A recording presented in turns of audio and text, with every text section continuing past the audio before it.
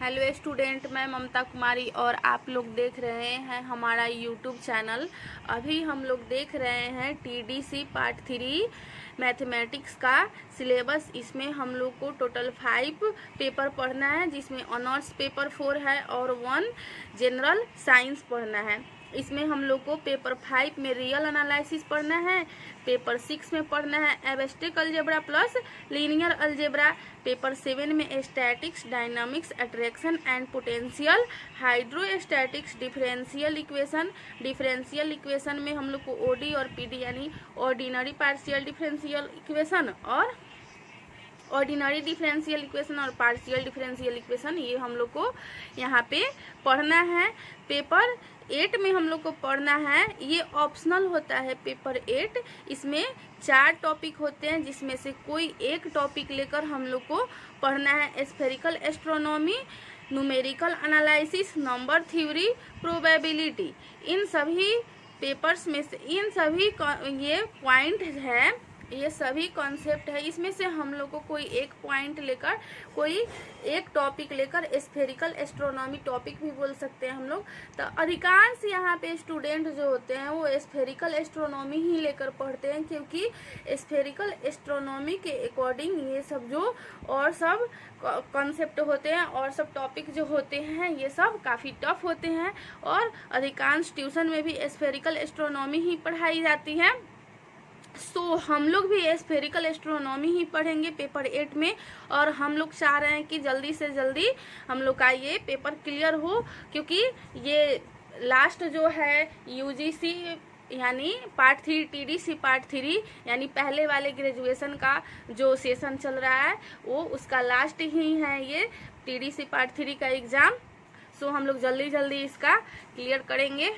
अब हम लोग देखेंगे पेपर 6। पेपर 5 हम लोग चूंकि पेपर 5 हम लोग क्लियर कर लिए हैं, रियल एनालिसिस हम लोग क्लियर कर लिए हैं। अब हम लोग देखेंगे पेपर 6। इसमें हम लोग को पढ़ना है, देखिए इसमें कितने पढ़ना है हम लोग को, क्या क्या पढ़ना है। ग्रुप ए में पढ़ना है हम लोग को एब्स्ट्रैक्ट अलजेब्रा। ग्रुप ए में ग्रुप थ्योरी होता है, ग्रुप थ्योरी में 1 बाइनरी ऑपरेशन। ग्रुप बी पढ़ना है, ग्रुप बी में रिंग थ्योरी पढ़ना है।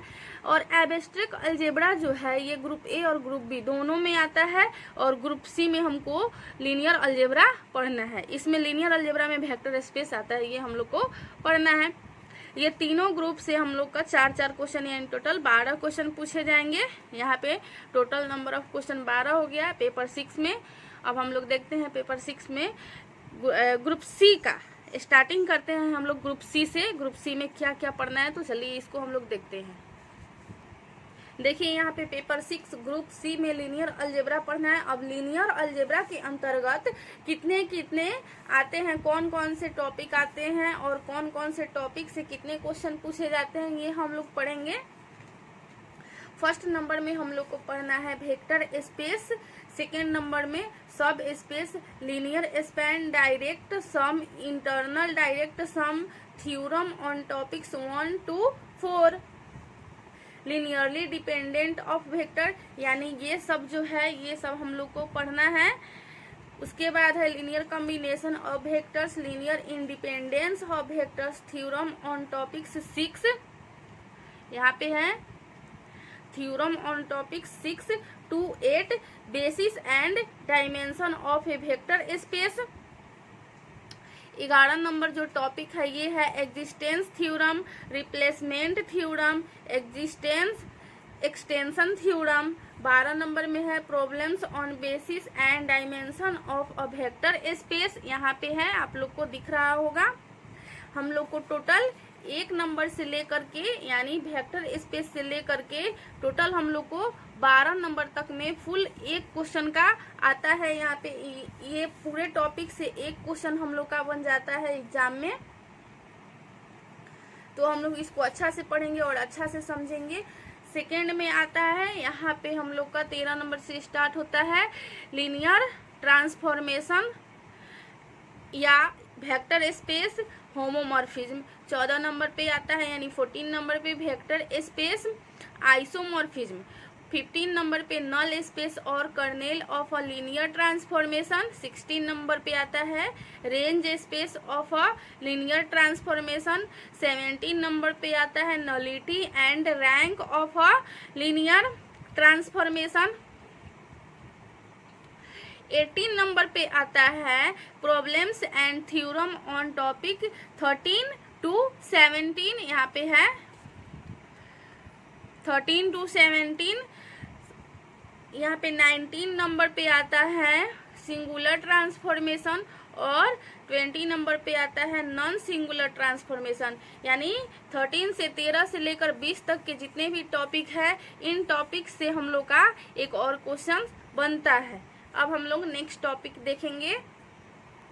नेक्स्ट टॉपिक 21 नंबर में है linear functional and dual space. 22 पे है characteristic equation of a square matrix.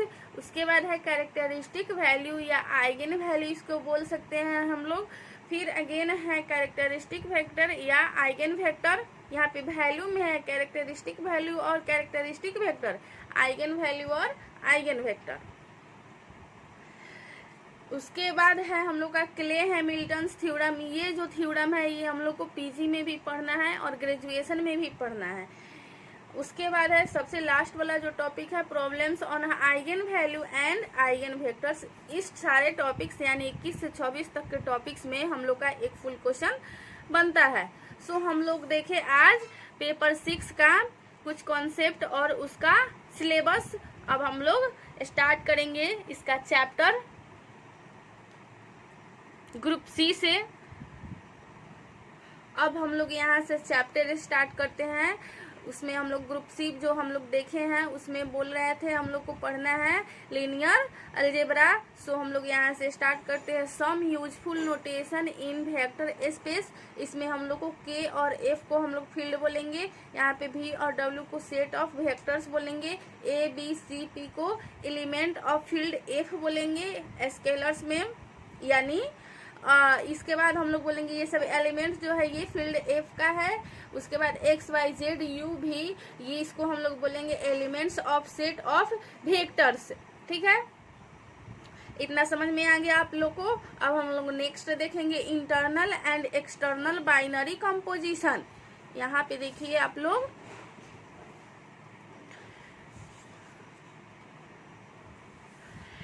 internal and external binary composition, let V and F be two sets, a mapping F such that V cross V tends to V is said to be internal binary composition in V. A mapping G such that V cross F tends to V is said to be external binary composition in V over F. अब हम लोग देखेंगे इसका definition vector space का। ठीक है, हम लोग वेक्टर स्पेस का डेफिनीशन देख रहे हैं। यहाँ पे आप लोग देखिए और समझिए अच्छा से इसको।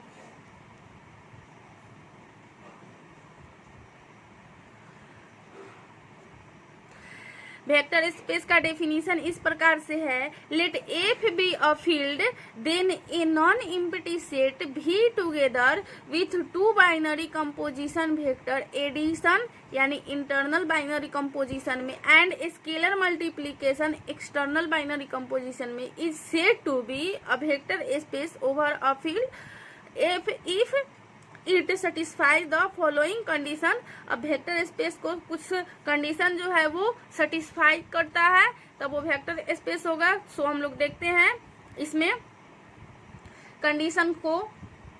इसमें हम लोग देखे हैं एडिशन यानी प्लस और मल्टीप्लीकेशन वेक्टर स्पेस में वो होना कंपलसरी है। तो यहाँ पे भी और एफ को हम लोग क्या बोल सकते हैं, भी और एफ को हम लोग सेट ऑफ वेक्टर बोल सकते हैं। तो यहाँ पे वेक्टर प्लस में है यानी एडिशन में हम लोग यहाँ पे लिए हैं।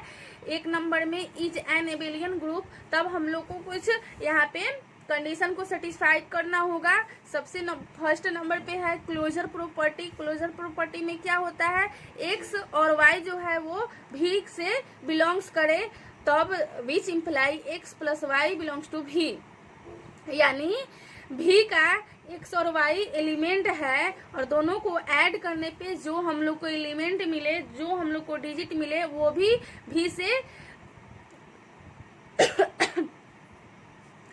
भी से बिलोंग करना चाहिए। दूसरा नंबर आता है second number commutative law. Commutative law में ऐसे होता है x plus y is equal to y plus x, यानी दो एलिमेंट लेते हैं हम लोग, कोई एलिमेंट ले लेते हैं v का और वो दोनों को हम लोग एक बार x को y से के साथ ऐड करते हैं, फिर y को x के साथ ऐड करते हैं और x y दोनों जो है वो v का एलिमेंट हो, तब वो लॉ होगा हम लोग का कम्यूटेटिव लॉ। सी नंबर पे आता है एसोसिएटिव लॉ। एसोसिएटिव लॉ में x plus y plus z is equal to x plus y plus z, जहाँ x y z ये तीनों v का एलिमेंट हो, v से बिलोंग्स करता हो। आप लोग को ये थोड़ा डिफिकल्ट लगता होगा अभी, लेकिन हम लोग इस पे क्वेश्चन सॉल्व करेंगे तो ये बहुत ही इजीली ये आप लोग को लगने लगेगा। ये प्रॉपर्टी काफी इजी है और हम लोग इस पे अच्छा से क्वेश्चन भी सॉल्व करेंगे। अगेन हम लोग देखते हैं एग्जिस्टेंस ऑफ आइडेंटिटी। इसका इस प्रकार से है एग्जिस्टेंस ऑफ आइडेंटिटी का, if x belongs to v there exist o belongs to v, या इसको जीरो बोल सकते हैं, zero belongs to v such that x plus zero is equal to zero plus x is equal to x, जहाँ x क्या हो, v का element हो यानी v से बिलोंग्स करता हो और उसको जीरो के साथ हम लोग ऐड करेंगे। चूंकि आइडेंटिटी इसमें एग्जिस्टेंस ऑफ आइडेंटिटी कह रहा है, इसलिए तब हम लोग का then vector zero is called the identity element in v। अब हम लोग नेक्स्ट देखेंगे existence of inverse.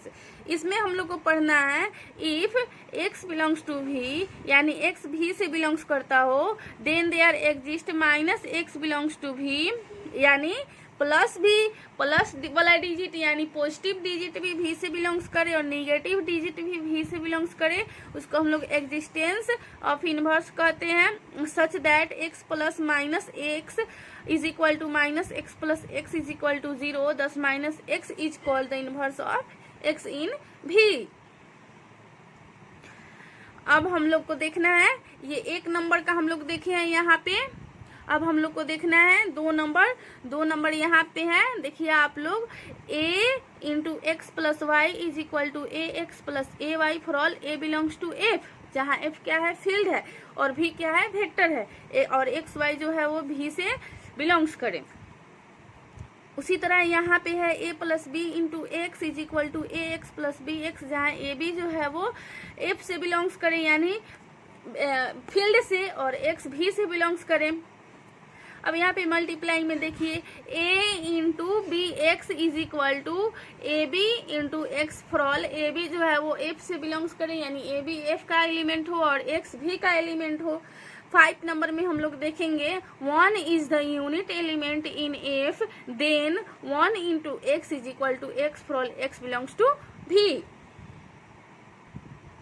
If v is a vector space over a field f, then we write vf, इसको read as, इसको हम लोग पढ़ेंगे vector of f is a vector of space। ठीक है, आप लोग को समझ में आ गया होगा ये सब जो हम समझाए हैं सिलेबस पेपर 6 का।